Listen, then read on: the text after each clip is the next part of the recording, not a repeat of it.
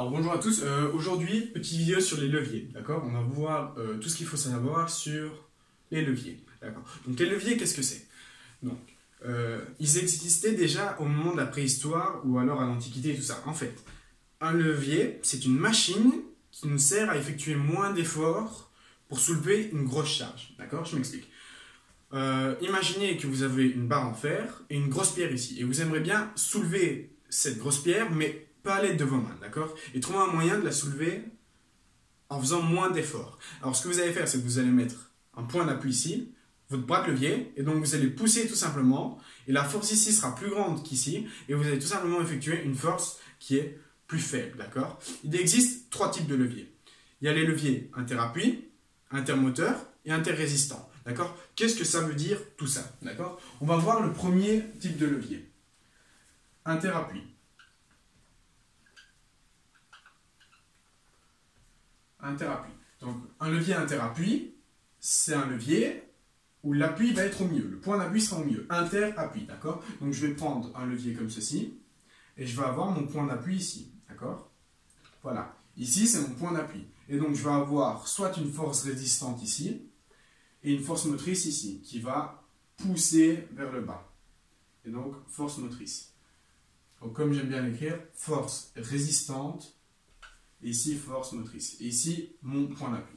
D'accord? Donc ça, c'est le premier cas de levier. C'est le cas interappui. Après, il y a le deuxième cas, qui est interrésistant.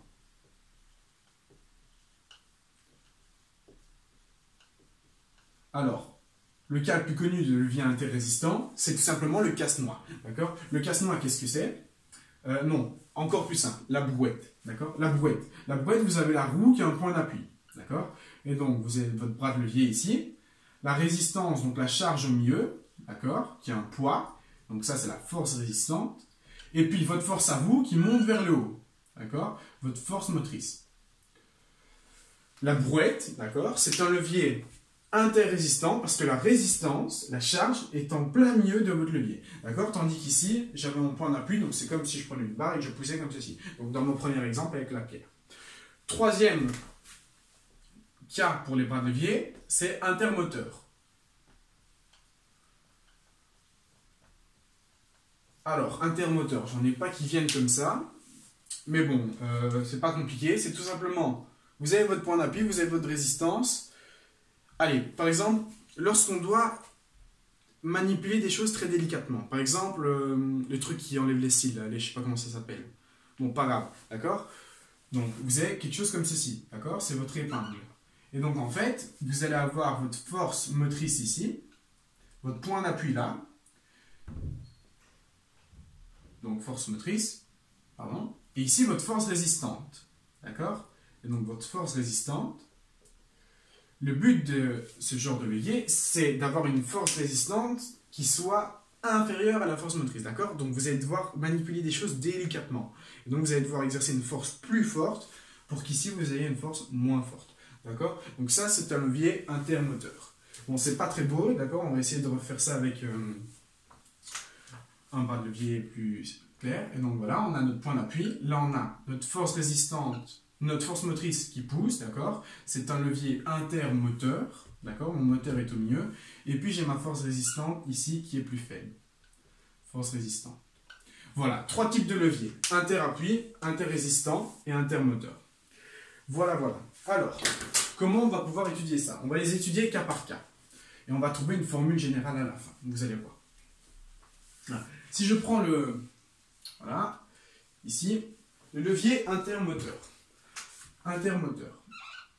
D'accord? Force résistante. Qu'est-ce que je vais avoir? En fait, si je descends par ici, sachant que ma barre est fixe, je vais avoir la même vitesse pour descendre que pour monter. Donc la même vitesse, d'accord, comme je l'ai dit, c'est caractérisé par la vitesse angulaire, d'accord. Si je suis là, ben, je fais à la même vitesse le même angle, d'accord, mais pas à la même vitesse, d'accord. Il ne faut pas confondre la vitesse angulaire et la vitesse. On va prendre un exemple. Prenez la Terre, d'accord. Il y a un satellite qui tourne autour, un satellite qui est beaucoup plus loin, d'accord. On va dire que sur une période T, d'accord, un temps T, ils effectuent tous les deux un angle θ, d'accord? Donc ils effectuent tous les deux un angle θ sur un temps t.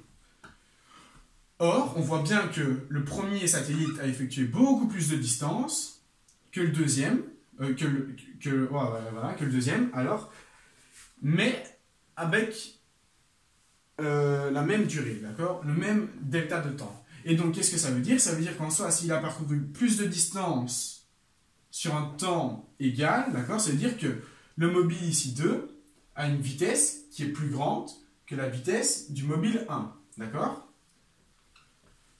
Et donc, le mobile 2 a une vitesse plus grande, mais ils ont tous les deux la même vitesse angulaire. Ils ont tous les deux effectué le même angle avec le même temps. D'accord? Donc, bien discerner la vitesse angulaire et la vitesse. D'accord? Ce n'est pas du tout la même chose.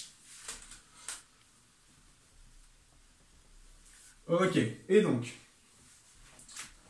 alors, j'ai dit qu'un moment de force se caractérisait par une vitesse angulaire. Donc, ça veut dire que si j'ai une vitesse angulaire à droite et que j'ai la même vitesse angulaire à gauche, ça veut dire que les moments de force vont être égaux.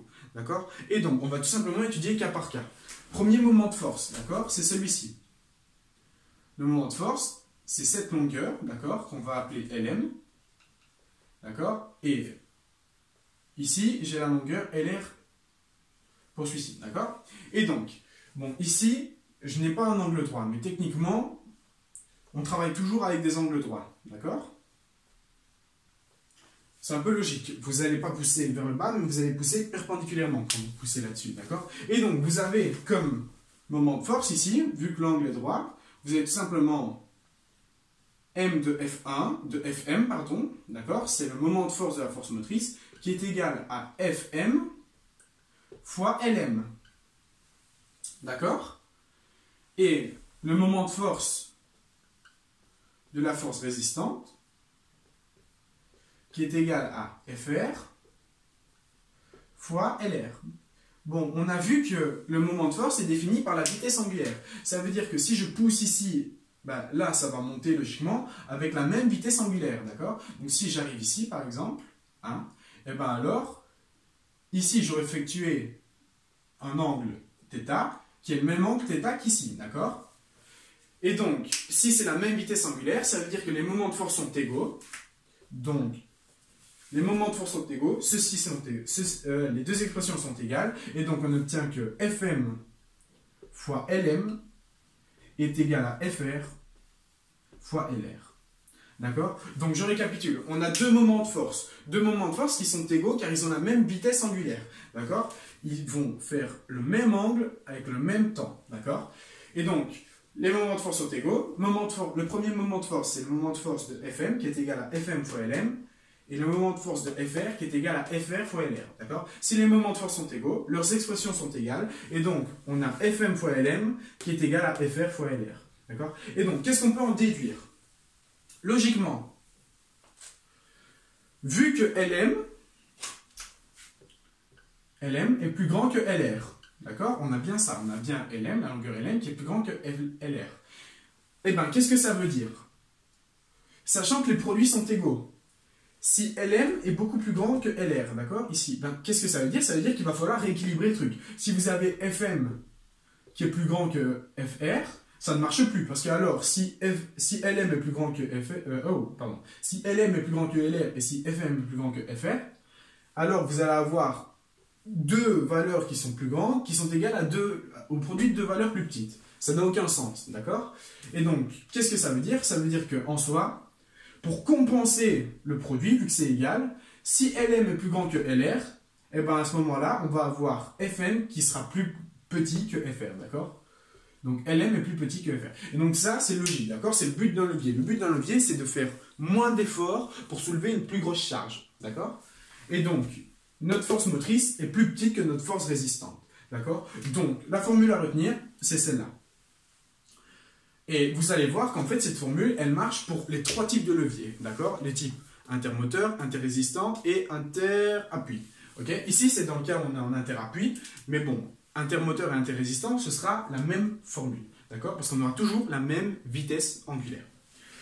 Voilà, voilà, donc, formule à retenir, Fm fois Lm qui est égal à Fr fois Lr, d'accord?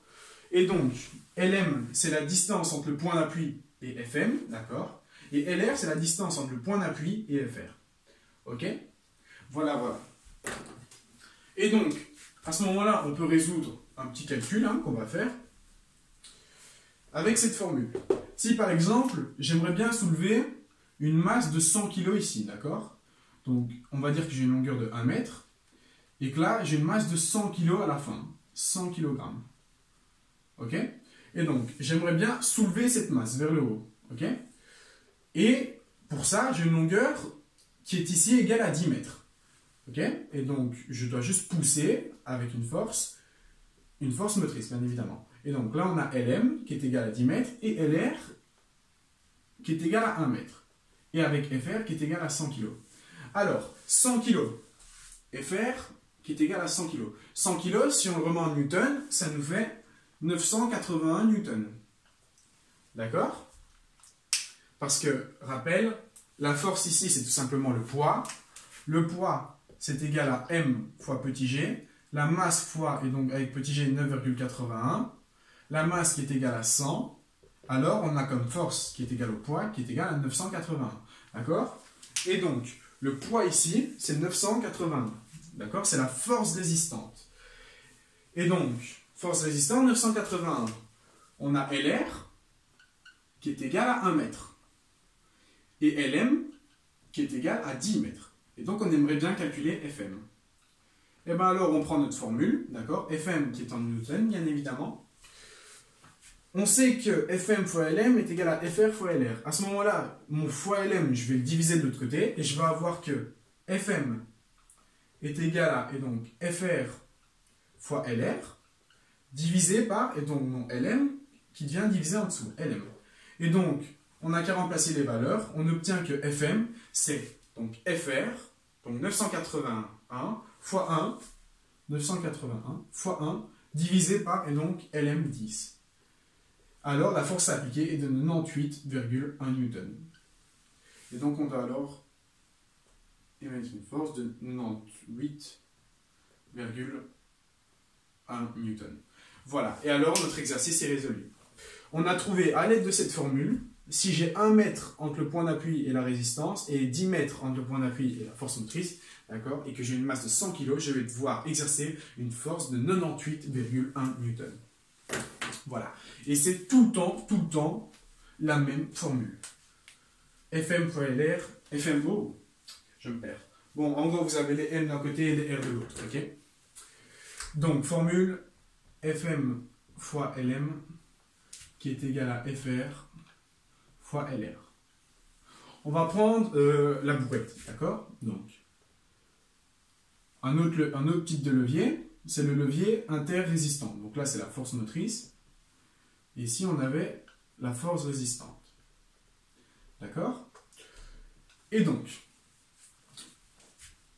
alors, où se situe Lm, où se situe Lr? Lr, c'est la distance entre le point d'appui de la force et le point d'appui du bras de levier. Donc c'est tout ceci. Donc ça, c'est Lr. Et Lm, c'est la distance entre le point d'appui et le point d'appui de la force. D'accord? Donc le point d'appui de la force et le point d'appui du bras de levier. Et donc, Lr, c'est ça. Lm, c'est tout le grand truc. Et non pas seulement cette distance-ci, non, c'est tout le grand truc. Et donc, on obtient aussi que les moments de force sont égaux parce qu'on va avoir la même vitesse angulaire. D'accord? Même vitesse angulaire dit même moment de force. Donc, on va avoir moment de Fm qui est égal au moment de Fr. D'accord? Moment de force de Fm, bah, c'est Lm fois Fm. Lm fois Fm. Qui est égal au moment de force de Fr, qui est égal à Lr fois Fr. Lr fois Fr. Et donc, logiquement, d'accord, comme on l'a vu dans la séquence sur les moments de force, si Lr est plus petit, d'accord, et que les produits sont égaux, et bien alors à ce moment-là, Fr va devoir être plus grand pour compenser le produit. D'accord? Si ça est plus petit que ça, que Lm, pardon, ben il faut que Fr soit plus grand que Fm. D'accord? Et donc, c'est encore le même principe. On a une grosse charge et on doit faire moins d'efforts pour supporter la charge. Voilà, voilà. Bon, ben, c'est tout ce qui concerne les leviers. Donc, c'est une séquence assez courte. Hein. À retenir cette formule-là, d'accord? Elle marche aussi si j'ai plusieurs autres trucs. Hein. Si j'ai par exemple... voilà. Voilà, d'accord? Voilà. Donc ça, c'est pour les leviers. Maintenant, on va voir les exercices sur les moments de force. D'accord? C'est le même type que les leviers, mais on va mettre beaucoup plus de moments de force. Voilà.